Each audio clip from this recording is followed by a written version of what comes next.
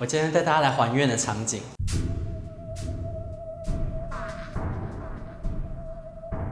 大家看一下这边有没有一个古色古香的感觉？然后它就转生成这个漂亮的样子了。今天还会有可爱的狗狗一起上镜头哦。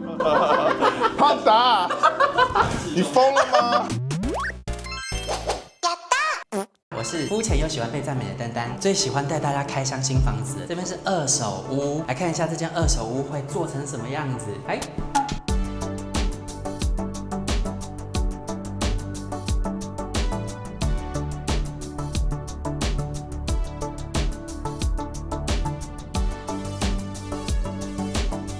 嗨，狗狗，好可爱哦！他叫胖达，这个是屋主，屋主怎么称呼？我叫小 P，好可爱。这边是你们家的玄关吗？对，我们家玄关。我想问，我们室内的坪数大概是几坪啊13、14坪。那我们当初中古屋翻新嘛，对不对？对对。为什么我刚刚会说还愿？让大家看一下它原本长什么样子，超可怕哦。然后你花了大概多少钱把这边翻新成现在这个样子？硬装的话大概180，然后加上那些所有的家具跟家电大概50，大概230到250。老屋翻新真的要花比较多钱哦。他们家很像是酒店式公寓。那现在先来看它的玄关，玄关有什么奥秘吗？一开始进来就是这边的开关，这个开关它是可以控制家里的全部的东西，包括窗帘啊、灯都是可以控制的，所以出门的时候按一个钮就可以出门了。这个是饭店的那种情境设计，这很厉害，而且是高级饭店才会有这样的按钮哦。那你这边鞋柜的设计有什么特别之处吗？鞋柜其实就没有什么，它就是一般的顶天的，大概就是这样。那这有留透气孔吗？这是那时候好像没有那这样子鞋子透气的部分要怎么处理啊？我鞋子好像没有什么味道，好像还行。那个叫摄影师来闻一下。先不要，先不要。但是我觉得用起来是没有什么问题。这个下面是扫地机器人架在这里。很厉害哎，藏在下面我都没发现。我刚刚在他们家绕了一圈了，我就想说扫地机器人藏在哪？在这。然后这边是穿鞋椅嘛，对不对？对，穿鞋椅。好，这边是给客人用的污衣区。这是客人用的，然后我自己的是在储藏室里面。你这边有储藏室？对，在这里。哇靠，这超厉害的哎。对，而且这边有一个感应灯嘛。他们家只有14坪哦，然后这边藏了一个可以储藏的，这空间很大，这里面大概可以放下3个行李箱吧。然后如果你有层架，上面还可以再放登机箱。这里面还有空间吗？这个是电视柜的后面。我们这边看一下它的机器、电视的网路机啊，然后一些仪器都藏在里面。对，它是机柜。储藏室嘛，所以它会有点乱，很正常。对。储藏室的妙用就是，如果你想要家里看起来整洁，就把东西都放进去。Panda 超可爱的，这是边牧对不对？对，边牧。它真的超可爱的。对，它今天怎么那么活泼？而且它黏人，它知道今天可以上电视。对。那我们现在往里面去看客厅吧。好。我们现在来到他们家的客厅，我觉得这个客厅的质感非常的好，光线的设计让这边看起来不会太拥挤。那你当初这个客厅是考虑到会最常在这边使用，对不对？我们那时候我们家只有13坪嘛，然后那时候考量到说狗狗活动空间要很大，所以我们把大部分的空间都留给客厅，然后房间只有留睡觉的地方而已。里面是房间啊。对，这边是房间。那这个客厅你自己在使用上，你有什么喜欢的部分吗？采光很好，很明亮嘛，然后很宽敞，觉得东西也蛮少的。我自己使用起来，我觉得是最棒的。电视柜这边后面也全部都是收纳。因为小 P 他本人其实是在家工作嘛，大家介绍一下你大概在做什么吗？财经讲师，我在文化大学推广教育部教股票投资，然后我自己也有一个 YouTube 频道，叫做量价力学研究所，在这边订阅起来。然后主要是在分享一些股票的知识，还有我们会读一些财经的书籍。那这个客厅在设计上当初有什么构思吗？设计师最厉害的地方的话，如果你们还记得一开始就是我们家以前的那个样子的时候，因为我们家是单面采光，一些地方是会有暗房或者照不到光的地方。但是那个时候设计师就是帮我们把这个客厅的空间空出来之后，然后这个光是可以一路的透到我们的房间里面的，所以它的采光变得非常的好，他就把这个房子最大的一个缺点给改掉了。二手屋其实天花板本来就不会太高，这个当初包有包的比较薄一点。那时候设计师就考量到说，因为我们这个是40年的房子，你们从外面进来应该感觉出来这边是比较旧的地方。还愿。对对对，就是我们量也多，然后它就是量了部分，它就帮我们包起来，然后如果不是包两地方的话，就帮我们尽量包薄一点，然后让它看起来比较高。这个漆是特殊漆，对不对？是艺术漆，因为他们家艺术漆这样子一路做到淋浴间去。那我们现在看到这个地方，就是刚刚储藏室的地方。对，然后这其实都可以打开，它都是小的储物空间，还有包括像这个地方。你们家的收纳都藏在我不知道的地方。我觉得设计师非常厉害，他就是把我们家的空间是用到极致，就是这个机柜后面它是一个空间，机柜上面用不到的地方，他也帮我们做收纳。你这设计师真的超厉害的，我觉得他把你们家的动线改得很合理，进来之后就觉得很棒。再来，我们来看一下他的厨房好了。这个厨房很厉害，就是他这边采光通通都进来了，客厅如果不开灯也不会太暗。他们家虽然只有13点多平，可是这个厨房很大哎。那你常煮吗？我一开始好爱煮哦，就是刚搬进来的时候很爱煮，而且那时候我就是跟我前男友同居嘛，然后我们会一起煮。但是后来我发现这个油烟机常煮它还是会比较容易卡油垢，我就很懒得清这个，所以后来我就煮比较简单的轻食，就没有就大火快炒。你喜欢煮是真的会开火煮，还是说像我之前采访的那些屋主，他们是微波型的煮饭呢？我之前是真的会炒什么沙茶牛肉润这种东西。哦，那现在比较少煮了。现在可以看一下冰箱吗？可以啊。我们要到了开冰箱的环节。为什么会有这个环节啊？是有人看一下这什么环节？有在煮饭的人冰箱长什么样子呢？我现在没在煮啊。我跟你说，你这个没在煮，你都比那些说有在煮人还要丰富。这里看到之前有在煮饭的人，对啊，你看里面该有的醋啊、味淋啊这些都有，这就是有在煮饭人的冰箱啊。那之前那边跟我说有在煮饭，你那冰箱都是冷冻食物，是在骗谁？你为什么在这边攻击其他来宾啊？那这个是你工作的桌子，它是做固定式的，它没有固定哦，连那个抽屉一起的，可以整个搬出来，可以搬出来，所以是设计师请工班直接帮你定做的，这个是定做的，这贵吗？我记得是不便宜吧。我们现场有那个设计师的声音会出来哦，有到万，那其实是请那个系统家居在工厂先裁好，因为一般的柜子上面是不会用这种铁件，你到底有完没完？还可爱啊！它上面不会用这种铁件，大家看得出来吗？他们家装潢已经过了5年了，5年都还维持的这么好，就知道屋主其实还蛮认真在维护他们家的，应该蛮爱干净的吗？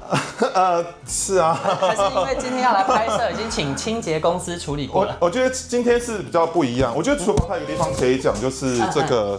就这边看起来好像是一般的，就是橱柜，它其实打开它其实是洗碗机。哦，你有装洗碗机？对，然后它是那时候是比较内嵌式的。胖达，你疯了吗？他很想上镜头，胖达好可爱啊！你是疯了是不是？他真的超可爱。这个东西，因为你现在比较没在煮嘛，对，那使用频率上，当然是比较低一点啦。像我前阵子在备课的时候，因为我的课才刚刚结束，所以我真的没时间洗碗的时候，还是会用洗碗机。因为我就很想问各位装洗碗机的朋友们，我其实自己我可能未来不太会开火，但我还是装了。但我现在很怕我做了一个后悔的决定，变成烘碗机。我觉得客人来的时候真的非常非常的方便，因为你客人来的时候，你就把东西丢进去，就可以跟客人聊天了。你就是完全不要好像那个好像很苦命一直在那边洗啊。那多久会有访客一次呢？房子刚刚装好的时候比较多了，现在大概就1年1次吧。所以就是不会用到哦，他要装要考虑清楚哦。这位是问问题的小天使，他有问题要问，就是我最近要买房子的人，然后可能会之后会装修，蛮好奇这个抽油烟机排风是怎么设计的这样。我觉得我们设计师就是连这个东西都是有顾到，所以说它其实这边看起来是柜子，对不对？它其实打开来，它其实是藏排风的烟管。当然我后面就塞一些我杂物了。那是往阳台过去吗？因为我左边这里没有啊。对啊，它从上面出去。所以煮东西的时候开起来就不会有味道。不会，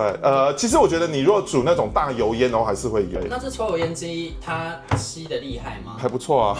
然后这里面这是什么材质啊？这个就是刚刚也是讲到金属美耐板金属漆，然后这个是玻璃吧？烤玻，对，烤漆玻璃。酸烤。哦，可是看不出来哎。对，它是雾面的玻璃。好清理吗？我觉得蛮好清理的。它其实就是经过一个酸洗过程的，所以它是像是雾面的质感，但它其实一样是烤漆玻璃。哦，设计师的声音这么好听，要露脸吗？设计师很帅哦。这边上面这个是考虑过让你置物的东西吗？其实设计师其实我觉得都是考量的非常好，心好细哦。其实我觉得还有个地方很值得讲，就是说这个下面其实这个储物空间是非常非常难使用的，转角啊。对，但是设计师把这个地方变成阳台的一个储物空间，它的储物的地方是开口在阳台那里。哇，好天才！好，等一下我们过去看一下。常常大家会做什么转角怪兽，什么拉出来什么，我觉得那个看起来就没有很好使用，会放一些你永远不会拿出来的东西。对，然后它是把开口朝向阳台，反而它变成阳台的一个置物区。而且转角怪兽很贵，对不对？而且容易坏掉。对啊，对。那我们准备去看别的地方喽。我真的，一进来我就被这个地方彻彻底底的折服了。就我最想要的日式厕所，干湿就是干区湿区是完全分离啦，就是说它中间是用那个砖墙直接隔开的，超厉害的。这个一看就知道花很多钱，然后我很想要，但是暂时没办法达成。我现在马上来看他们家的卫浴吧。浴室整个让我心醉神迷，它整个质感就很棒啊。这个是用人造石吗？吗？这个面盆？对，人造石定做的。然后这边整个漆面跟它不规则的镜子，后面还有打光，质感超级好的。那这边使用上有什么喜欢的部分吗？我觉得它就是洗完澡的时候，如果有练的人，这个镜子非常好拍。你说不穿衣服吗？对。那我们现在可以有这样的。先不要，自己想象一下就好了。先自己想象一下。好，没有，而且可以到它IG 上面有这样的画面吗？有我们穿衣服的。那个 IG 在这边哈，不然我直接放上来会黄标。大家到 IG 去看，东西都用很好哦 ，SK2 哦。这个还好啊。还是这是瓶子，然后里面装的是别的东西？这是真的 SK2。这是真的 SK2。哎，有在化妆吗？因为我们就是有拍片，然后我们也是讲师嘛，有时候还是会有必要，还是会上妆。这我可以懂，就是上镜头真的需要。像我今天是素颜呢，因为我这天气太热没办法，但是平时真的还是需要。那像这个。这是 Giorgio Armani 的，很懂用哎，这水啊什么用起来都顺吗？其实我觉得它真的蛮好用，但是我觉得它如果你要硬说个缺点的话，就是它下面这边是要时常翻起来清理，要不然的话它其实也是会长霉。然后这侧面还有做一些收纳哎，都是些便宜货哎。功能性蛮好，那当初选择没做全遮是什么原因啊？其实就是让它有一些就是日常每天会用的东西可以放在开放的地方，还是希望它收纳是达到最大化，所以其实里面是可以互通的，外露一部分就是可以最常用拿取这样。那下面这里也有收纳吗？也是收纳，这边打开来就是哦，对啊，就放很深的收纳，不能拍，不能拍。有一些那个东西，就是有一些我们的一些常备药品啦，常备药品。对，不是因为之前我去拍很多人家，他们都藏得很好，真的。我第一次遇到有屋主东西这么好找，因为我刚刚没有想到他会开这个。对不起，是我失礼，是我失礼。那这里是收纳吗？哦，这收纳真的可以做好做满诶，你放超多东西。然后我这边就整个打马赛克。对。那我们现在来看一下它的厕所，这个厕所我超级无敌喜欢的，你们看一下它的质感，我喜欢它里面这边的设计，这算是美内板吗？这是木头哎，木头做了格栅，然后下面用这个是 LED 灯把它打上去，对，气氛超好。然后它这里有做一个奶风干燥机，就是为了要防止臭味吗？应该是就是防止，因为我们有时候譬如说还是会去洗啊干嘛的，然后就是它要比较快干啊。对不起，它本来就这样的。面纸盒被我弄下来了，因为这整个是打掉重做嘛。原本这里就是卫浴的位置了吗？原本就是卫浴的位置，我觉得可以在这边可以上一下我们原本那个卫浴照，来看一下，很可怕。超级。它现在这样子整个大改，我很好奇，这样整区花了多少钱啊？多少钱呢？问一下设计师，我们厕所大概报多少？差不多15万左右。这么少吗？才15万吗？对，这个，这样3个全部加起来15万，不含拆除啦，因为拆除那时候是算整间的，因为还要做什么防水之类的。因为那是5年前的价格，现在浴室我们抓一间起跳差不多也是20万，低于我预想的金额，我以为要花超多。良心企业啊，来 IG。哦，我们是百项设计。我们现在来看一下他们的淋浴间，这个淋浴间质感也非常好，它上面打了一个铅灯，洗沐用品的地方有一点微微的嵌入式，哎，对，这是很昂贵的做法，因为你要做这个，你一开始就要先挖洞，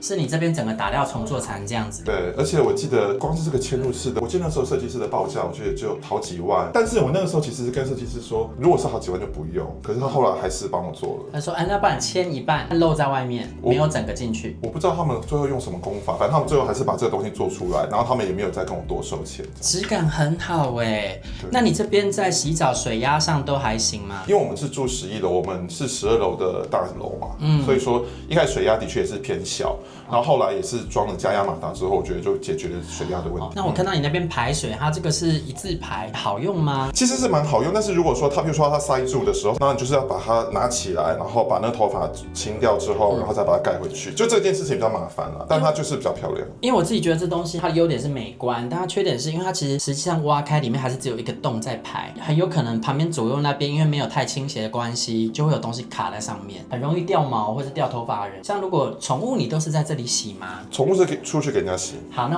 当我没有问，那我们可以离开这里了。哎，等一下，我还有一个东西我想要补充，这个加热毛巾杆我是非常推荐，就是说你希望你们家就是偏干燥，或是你的毛巾你怕它不干会长细菌的话，我觉得加热毛巾杆是非常好的一个东西。可是台湾湾人非常少人用。因为这个如果你在台湾选择装，应该蛮贵的，一组要3-4万块，对不对？因为台湾的人就是没有这个观念，所以其实代理的人就非常的少。那个厂商选择有限的状况之下，他们就是坐地起价。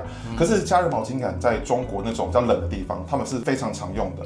那如果你淘宝进来的话，就是海运可能大概7-8千块台币。那电压上有什么需要注意的？因为中国电压跟我们不一样吧？对，所以我那时候就是没有想到说中国电压是220，所以如果你要装加热毛巾杆，然后你要做重新配线的话，我是建议你在加热毛巾杆这边你就直接配220的电，就不用像我这样还要装一个逆变器。一开始如果你从头装潢的时候，你就考虑到要加装一个电热毛巾杆的话，那电压先预留220的，给它一个专用回路吧。除非你一开始客别。那我们看一下他们家的阳台，阳台是不是有比较小一点，对不对？对，因为我们没有晒衣服的空间，所以这个当做就是买洗脱烘。然后这个厨余机的话，我觉得如果你们家是追垃圾车的这种家庭的话，我觉得是非常推荐买一台。哦，你这是一台厨余机？对，就是厨余可以完全烘干的那一种。这超大台的。因为我是很早期的时候就买的，这台当初买的时候非常贵，那时候台湾还没有进，那时候好像买2万多块，现在应该台湾买都非常便宜了。就算不煮菜，偶尔也会吃一些水果，那些东西的话，其实你用厨余机帮忙去处理的话，你就会很久才倒一次垃圾。我觉得这个是对于生活品质来说是有非常大的提升。你刚刚有说嘛，厨房那边其实有一个转角的柜子空间是从这里放置的，对，那个是大概在这个地方，在这里。哎，真的哎，那是拿来放什么？垃圾桶啊？就是我有时候垃圾就是包好还没有丢的时候，我就先放在这个地方，因为这个垃圾还是会有些异味嘛，就先放在这里，然后时间到再从这边拿出去丢。对，这是设计师想到的。超厉害。对，然后上面这边就是晒衣架哦，你没有用那种可以摇下来的。哦，对，因为基本上我们都洗脱烘，所以我都没有在晒。现在呢，狗狗骑在我身上，所以我无法移动。我们回到客厅去聊一下吧，好不好 ，Panda？ 对，还有房间的礼物。对耶，那我们来看一下房间，看一下小 P 的房间。哦，其实房间就真的只有一张床而已。哦。好，准备进入他的闺房了。哦，你的房间很不错哎，房间比我的还大，而且你这边没有什么压梁的问题。其实是那边是有压梁，然后也是设计师帮我把它包掉了。哦，对。哦，你的衣柜藏在哪里？衣柜在这个地方，然后这边有个吊饮式的冷气在上面。吊饮式冷气坐在里面，就不会影响到你的天花板高度嘛。对，就里面这里做这个。然后它的主机是在刚玄关进来的地方。哦，衣柜的收纳还行吗？我觉得是可以，因为我衣服很少，所以 OK 的啦。会不会有什么玩具掉出来？是没有没有，还好。不玩玩具，我们都是直接来。然后这边有一个穿衣镜，这个很厉害耶！你平时不用，你就把它收进去嘛。对，把整个空间收纳做到极致，然后功能性也都有做到。这个也是设计师那时候帮我想的。你们这个衣服几乎都是彩吊挂，是当时有跟设计师说你是不折衣服的人。我非常讨厌折衣服。我也是，对，不要做什么要折衣服的，叫我去死吧！因为我比较矮的关系，然后就做那一根杆子可以让我拉下来。因为我太矮了。我觉得那个也很棒哎，如果可以用到上面的空间。对。另外一边也是衣柜吗？对，但另外一边就是有抽屉的。他的衣服的风格真的是跟他们家的装修一样，就比较低彩度。对，错。然后里面也有做灯，它是感应式的，然后关起来就自己关了。对，自己关。哦，他们家真的很多地方都是很理想的，例如说像是一进来你就可以直接按灯去切换他们家灯光跟窗帘的情境。然后像卧室这边是有做这样的控制吗？卧室也有啊，它是可以用手机啊。譬如说我在这边，如果说我想要睡觉的话，我就直接用手机就可以把灯关掉。这个你在5年前做应该花了不少钱啊？好像我记得7-8万，是不是？是给我一种住在饭店里的感受。那我现在终于真的可以回到客厅聊一下喽。现在呢，我们要把画面交给在场的朋友们，我负责到旁边跟狗玩喽。这边是即将要买新家的海豚，还有很多问题想问设计师。就是像这个墙，就是电视跟音响都设计好了，现在我们是都看不到的嘛。可是那个音响是可以换的吗？音响是可以换的，只是因为像要装音响的话，它音源线要从正后面出现。所以你只要之后的音响可以盖住那个洞，基本上都是可以。所以其实还是蛮弹性的，因为这是老屋翻新嘛，40年，然后你也住了5年了。一开始肯定是非常干净，没有什么蟑螂、蚊虫的问题。那会不会久了，屋主有没有什么看到一些蟑螂？我觉得其实真的，你只要把那个排水的地漏，你全部都有防虫的地漏。那时候设计师都帮我选防虫的。我是真的没有看过蟑螂，真的有，可能就是零星1-2只，但是5年可能就看过。我觉得应该是5只手指数出来。那我想问，这样子会不会多多花很多钱啊，因为听起来这个可以防虫会比较贵吧？当然五金会贵一点点啦，但现在基本上我们都会推荐屋主使用这种，就是它其实只有使用的时候那个排水口才会是开的，这样子才是它你平常没有在用的时候虫才不会窜上来。那这边当初做好的时候，板材有做什么除虫的工程吗？其实现在我们的板材基本上都至少是 F3等级的，F3其实它还是都是有泡过药水，所以都还是有一定的防虫功能。那如果是说真的是比较在意之前屋主他们可能使用比较久，那他之前的东西可能会有一些虫滋生的话，那就是可能前期拆除的时候拆完，我们也可以先做一次这样子。因为我自己完成装修的时候，我有加购一个好像1万5之类的，说除虫的工程，因为就是怕板材里面可能会是虫卵什么的，但是我是智商税。说实话的话，其实是算对。被骗了吗？好，我们下一题。但是有时候你也是买了一个心安的。其实他没有骗我，他是问我你需不需要，他没有叫我一定要，而且那时候在精简预算的时候，他有优先跟我说，那这个可以去掉。设计师没有骗我，是我自己选的，我帮他澄清一下。你为什么要是帮设计师？你的设计师说？因为他会看。你是？他很害怕的设计师直接来，那个，请问一下你什么意思？这样子。这一期上的时候我已经交屋了，已经完工了，来不及了。好，那我也想问一下，靠外墙的地方，它的墙面不是油漆，看起来跟其他地方比较不一样，那是有为什么吗？或是有做什么特别的处理吗？对，因为毕竟这个是老屋啦。那其实像我们通常最容易有壁癌啊或漏水的部分的话，其实都是从窗框那边开始裂的。然后我们那时候窗户就是有重新做过处理，然后粉刷、防水那些都有重做，就是一劳永逸啦。所以在那个靠外墙处的话，其实墙面我们都是贴瓷去处理。为了要防水嘛，所以就会老屋的话，毕竟也经过很多次地震，所以可能里面有很多小细缝，我们是不知道的。哦，对，所以我们是以保险起见，所以是这样子的话，是做起来是最一劳永逸的。因为我们真的是老屋，所以我们的地板的防水是全部重新做。然后它地板的防水，我以为只有浴室那一区会。其实就是外区的话是会做基础防水，但是在浴室区的话，它防水是会做比较多层的。OK， 像我们其实像浴室的转角的话，我们特别都会去做像是那些转角的玻璃纤维网，那些比较抗裂的。那它这样子的话，才比较不会久了地震会转角的地方开始裂。而且那个时候就是像。我是没有来监工嘛，那因为他们就会自己拍照片给我，然后我就看到一张照片，就是我们家的防水做完之后，他就把我们家这边灌满水，然后也是静置水没有灌满啦，就有一层水灌满，对，就是那就有一层薄薄的水啦。怎么有湿湿的东西？对，那种就是胖大，你疯了吗？我的天哪！疯了吗？地震了！你疯了吗？讲到地震，去年刚好台北有蛮大的地震嘛，那震完之后就真的没有任何缝出现这样子，是真的完全没有，因为刚刚拍的地方也真的完全是真的没有裂缝，完全没有，很厉害哎。对，因为我发现他们这个家里面，如果是像油漆的漆面处理的很细致，我是蛮赞叹那个功法。我希望未来我家也是这么细致哦。那个。还把人家名字讲出来，一直跟人家在远处放话，好不好？好，下一题哈，是刚刚好像没有介绍到地板，家是用什么样的地板？其实这一户的话，我们当初地板是挑 SPC 啊，好清洁为主。因为有养狗的关系嘛。对。因为当初有考量养狗。